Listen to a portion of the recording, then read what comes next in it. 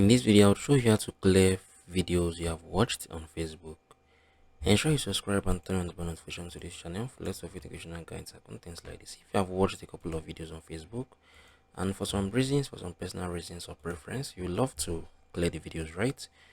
What we're going to do right now, just click on here. Once you have clicked on it, click on the settings and privacy, right? Click on the activity log. Once it has opened up, wait for it to load up, right?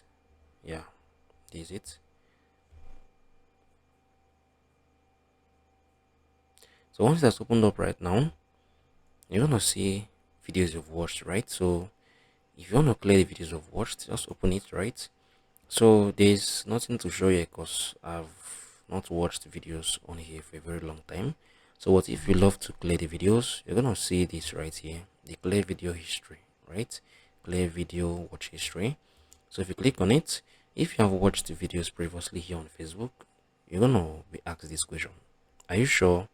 Remember that you can only see the video watch. So you're gonna just click on this clear video watch history. Once you click on it, you're gonna clear the videos you have watched on Facebook. If you find this video helpful, share your thoughts below in the comment section. Thank you guys for watching through. I'll see you all in the next one.